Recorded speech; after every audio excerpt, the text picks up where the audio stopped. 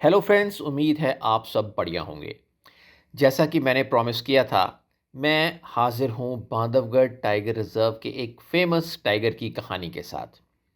इससे पहले कि हम कहानी शुरू करें, मैं रिक्वेस्ट करूँगा कि आप चैनल को सब्सक्राइब ज़रूर कर लें ताकि आप इंडिया के फेमस टाइगर्स की किसी भी कहानी को मिस ना करें।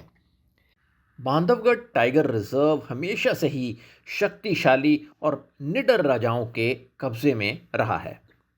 लेजेंडरी टाइगर चार्जर इसी शाही इतिहास का एक अनमोल हीरा है।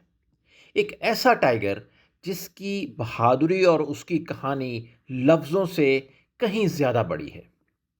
बांधवगढ़ टाइगर रिजर्व के ताला रेंज का चक्रधारा इलाका घने जंगल, छोटी बड़ी पहाड़ियों और समृद्ध वाइल्ड लाइफ से भरपूर था।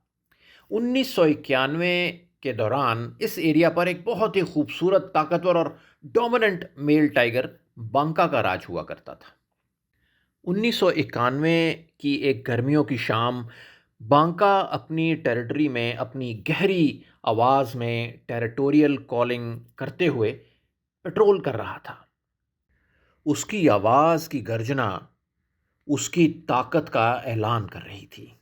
जब बांका आमा नाला रोड पर आगे बढ़ रहा था, तभी अचानक पहाड़ी के ऊपर से जोर-जोर की दहाड़ों ने पूरे जंगल को हिला दिया। बांका तुरंत रुक गया और उसने अपना सिर उठाया।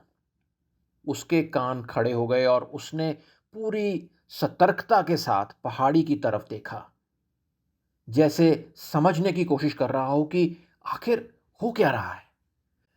कुछ ही पलों में उसके कानों ने किसी के तेज कदमों की आवाज पकड़ ली। जो भी था वो सीधा उसकी तरफ बढ़ रहा था। बीच बीच में उसके गुर्राने की डरावनी आवाज भी सुनाई दे रही थी। बांका तुरंत समझ गया कि कोई नया चैलेंजर उसकी टेरिटरी पर कब्जा करने की कोशिश में है।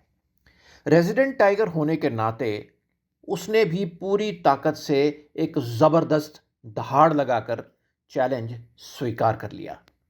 उसकी दहाड़ का जवाब सामने से और भी तेज रफ्तार से आता हुआ अजनबी दे रहा था। पहले उसकी चाल तेज हुई, फिर वो दौड़ने लगा और देखते ही देखते पूरी रफ्तार से बांका की तरफ हमला करने के लिए बढ़ा।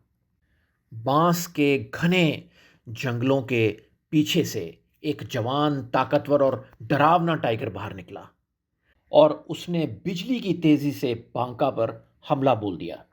दोनों की टक्कर इतनी जबरदस्त थी कि दोनों जमीन पर लड़खड़ाते हुए गिर पड़े। अगले ही पल जवान टाइगर बांका के ऊपर था और पूरी ताकत से उसकी खोपड़ी और गर्दन को अपने जबड़ों में पकड़ने की कोशिश कर रहा था। बांका ने भी हार मानने से इनकार कर दिया। उसने जोर से दहाड़ लगाई और अपने पूरी तरह फैले हुए पंजों से अपने दुश्मन को बुरी तरह से नोच डाला। दोनों टाइगर्स की दहाड़ों ने पूरे जंगल को हिला दिया, लेकिन धीरे धीरे उस जवान टाइगर की जवानी, उसकी उसकी बेपनाह ताकत और उसका गुस्सा बांका पर भारी पड़ने लगा। आखिरकार बांका ने हार मान ली और अपने दुश्मन की जानलेवा पकड़ से खुद को छुड़ाया। गंभीर रूप से जख्मी और खून से लथपथ बांका जंग का मैदान छोड़कर लड़खड़ाते हुए वहां से दूर चला गया। उसके बाद उस जवान टाइगर की एक आखिरी दिल को हिला देने वाली दहाड़ ने पूरे जंगल और ताला जोन को बता दिया कि अब इस जंगल पर एक नए राजा का शासन स्थापित हो चुका है। अगली सुबह की पहली सूरज की किरणों ने नए युग की शुरुआत की घोषणा कर दी। ताला गेट पर सफारी जीप अपनी पहली साइटिंग के लिए लाइन में खड़ी थी। जैसे ही जीप एक मोड़ पर पहुंची, सबने देखा कि रोड के किनारे एक खतरनाक टाइगर लेटा हुआ अपने गहरे घाव चाट रहा है और बीच बीच में गुर्रा रहा है। उन्हें पता ही नहीं चला कि वो बांका के पग मार्क्स को फॉलो करते करते नए टाइगर के बहुत ही करीब पहुंच गए। गुस्से से भरे उस टाइगर ने अपना सिर उठाया और अपने शरीर को तान कर अटैक करने की पोजीशन ले ली। फिर वो ज़ोर से गुर्राया और अपने पंजों से ज़मीन को खुरचना शुरू कर दिया, जैसे साफ चेतावनी दे रहा हो कि उससे दूर रहो। जैसे ही जीप उसके पास रुकी, वो अचानक उछल कर खड़ा हुआ और ज़ोर से दहाड़ते हुए सीधा जीप की तरफ दौड़ा। उसकी रफ्तार इतनी तेज़ थी कि लगभग वो जीप से टकरा ही गया था। ये सिर्फ एक मॉक चार्ज था, लेकिन उसने अपना इरादा बिल्कुल साफ कर दिया था। जीप में बैठे सब लोग डर के मारे जम गए और किसी की चीख निकल गई। खुशकिस्मती से टाइगर अचानक मुड़ गया और वापस जंगल की तरफ चला गया।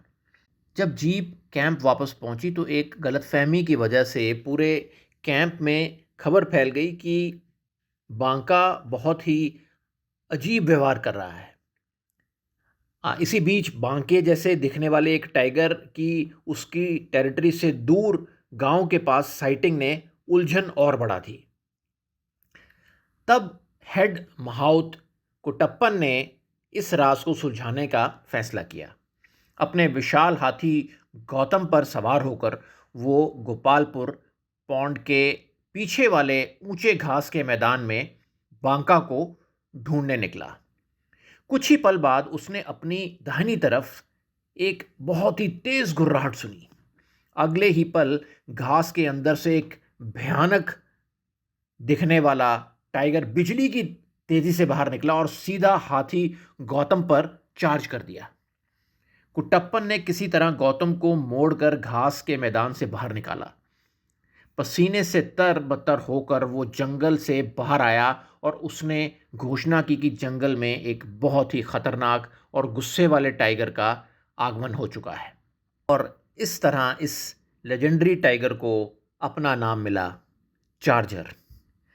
चार्जर असल में कहाँ से आया, ये कभी पूरी तरह क्लियर नहीं हुआ। पार्क रेंजर्स का मानना था कि वो पार्क के किसी दूसरे हिस्से से आया था। उसने पहली बार 1991 की गर्मियों में अपनी मौजूदगी दर्ज करवाई, जब उसने बांका को हराकर ताला जोन की टेरिटरी पर अपना कब्जा जमा लिया। ताला का बादशाह बनकर उसने लगभग एक पूरे दशक तक राज किया। ये अपने आप में एक असाधारण बात थी, क्योंकि एक टाइगर की एवरेज लाइफ स्पैन 12 से 15 साल होता है। अपनी ज़िंदगी के आखिरी दिनों तक चार्जर अपने प्राइम कंडीशन में रहा। चार्जर की ज़िंदगी में एक ही लाइफ टाइम मेट रही, सीता टाइग्रेस। 1992 में उनका पहला लिटर हुआ, जिसमें 2 मेल कब्स पैदा हुए, लंगड़ू और बड़ा बच्चा। बड़ा बच्चा बहुत ताकतवर था और बाद में उसने घोरा देमन के आसपास अपनी टेरिटरी बना ली थी। उसका छोटा भाई अपनी पिछली टांग में हल्का सा लंगड़ाता था, इसी वजह से उसका नाम लंगड़ू रखा गया। लंगड़ू ने कभी अपनी अलग टेरिटरी नहीं बनाई, उसने अपने पिता चार्जर के साथ ही रहना पसंद किया। ये बात फॉरेस्ट ऑफिशियल्स के लिए भी बहुत हैरानी की वजह बनी, क्योंकि आम तौर पर टाइगर, एक डोमिनेंट टाइगर, मेल टाइगर अपने जवान मेल कब को टेरिटरी से भगा देते हैं, लेकिन चार्जर ने परंपरा को तोड़ते हुए अपने 4 साल के लंगड़े बेटे को अपने साथ रहने दिया।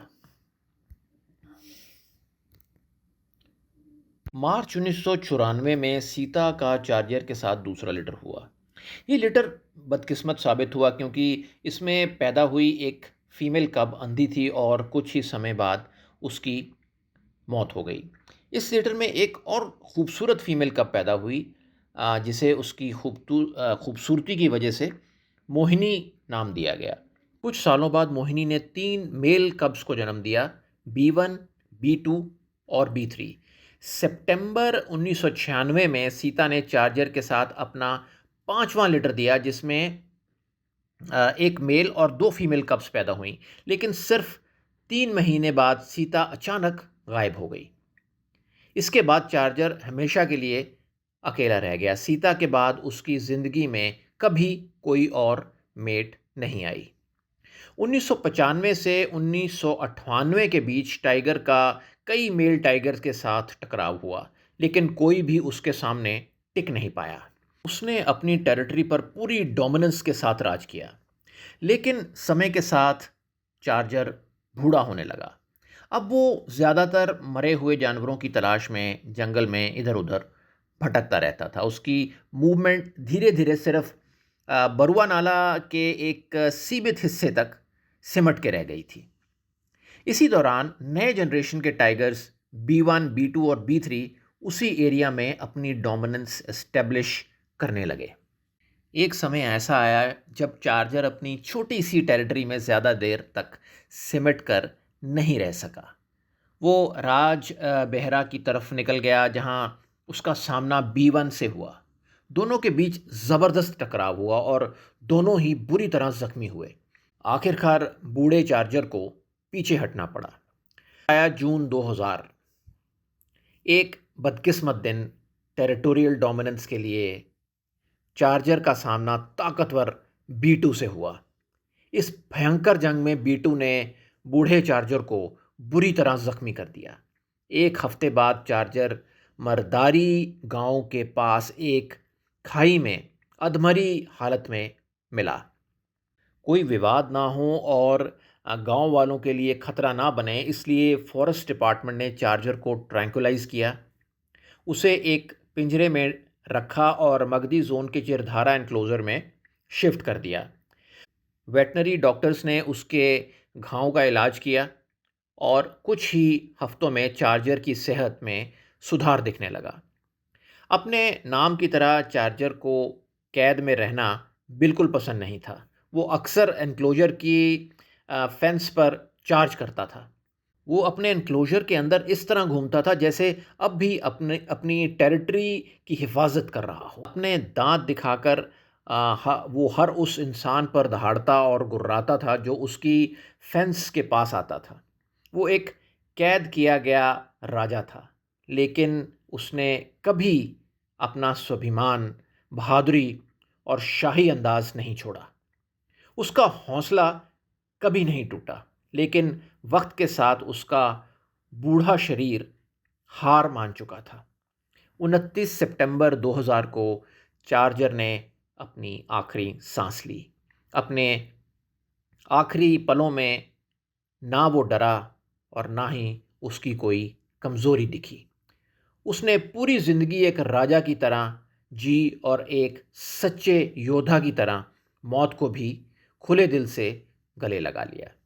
उसकी याद में मगधी जोन गेट नंबर 2 में उसके अंतिम विश्राम स्थल का नाम चार्जर पॉइंट रखा गया है, जहां आज भी वाइल्ड लाइफ लवर्स इस महान टाइगर को श्रद्धांजलि देने पहुंचते हैं।